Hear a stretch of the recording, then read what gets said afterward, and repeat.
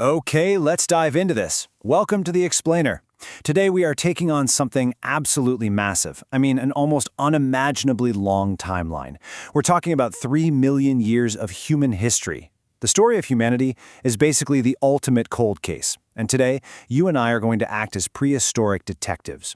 We're going to track our ancestors' wild journey from making simple stone tools all the way to becoming the architects of really complex, bustling civilizations.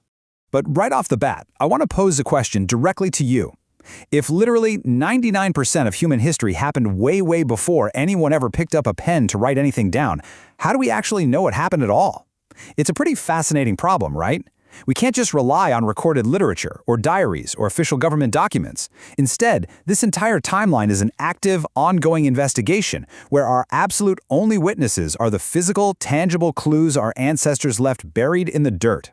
So here is our roadmap for the investigation today. 1. The mystery of prehistory. 2. We'll meet our early ancestors. 3. Surviving the Stone Age. 4. The Neolithic farming revolution. And 5. The dawn of early civilizations. All right, let's jump straight into part 1, the mystery of prehistory. To really grasp our past, you just have to look at the staggering scale of this timeline. More than 99% of our history, stretching from about 3 million years ago right up to just 5,000 years ago, happened completely off the record. Nobody wrote a single word. In this unwritten era, dates are definitely approximate, and our only sources of information are material artifacts. Contrast that with the tiny, less than 1% sliver of time at the very end. Once written literature pops up, it finally gives us exact, accurate dates and allows us to actually read the literal thoughts of our ancestors. And this brilliantly illustrates how we actually bridge that massive gap in the timeline. Archaeologists are basically our lead detectives out in the field. They dig deep down into the Earth's layers to find those buried material clues, things like discarded tools or old building foundations. By studying these items, and even reverse engineering how they were made today, they can slowly piece together the everyday lives of people who couldn't write their own stories. But, stone tools aren't our only clues. We also heavily rely on fossils. Over millions of years, the remains of plants, animals, and even our early ancestors were compressed under heavy layers of earth until they literally turned to stone. These deeply buried biological imprints are absolutely crucial. They're the foundational evidence for our entire evolutionary family tree. Which brings us nicely to part 2, meet our early ancestors. So, rewind the clock to about 3.3 million years ago. A truly critical shift occurred. Our ancestors started intentionally making stone tools. This marked the real beginning of what we'd call human behavior. We call these toolmakers hominins. What's totally amazing here is that these early tools functioned as what scientists call extracorporeal limbs. Think about it. Just like how you use your smartphone today to look up information that your biological brain can't possibly hold, our ancestors created sharp stone tools to chop meat or break open bones because their soft biological hands just couldn't do it alone.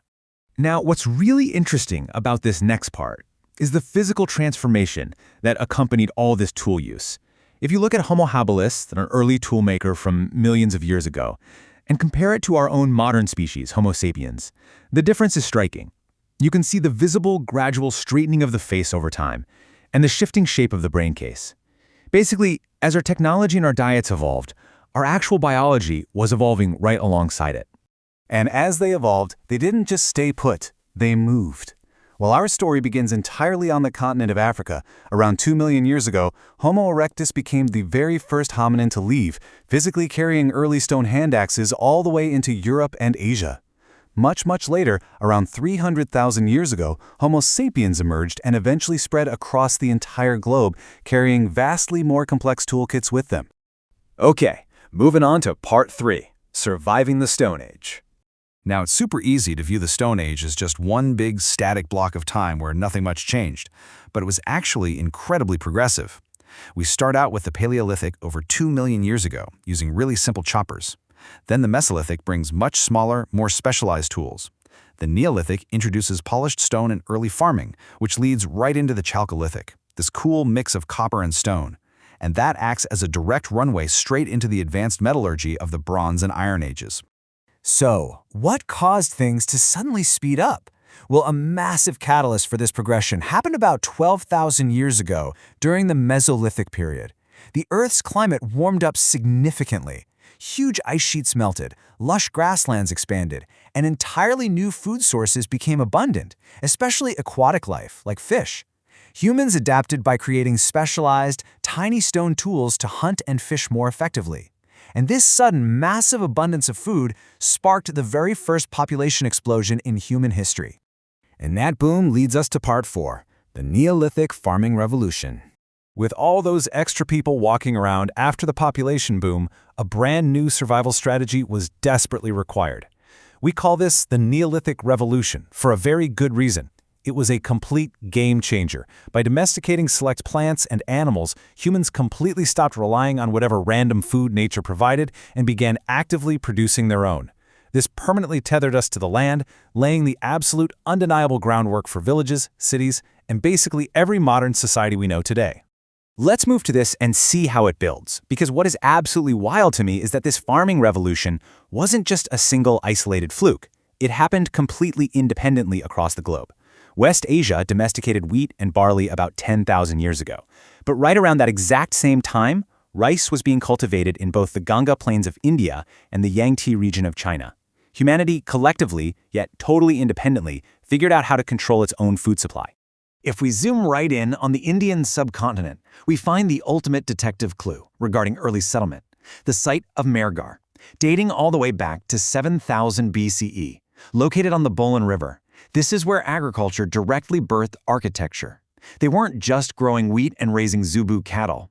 They were actually building complex homes and granaries out of handmade, sun-dried bricks. They were putting down permanent roots. Which sets the stage for our final section, Part 5. Dawn of Early Civilizations. Because this whole thing is really just a brilliant, logical chain reaction.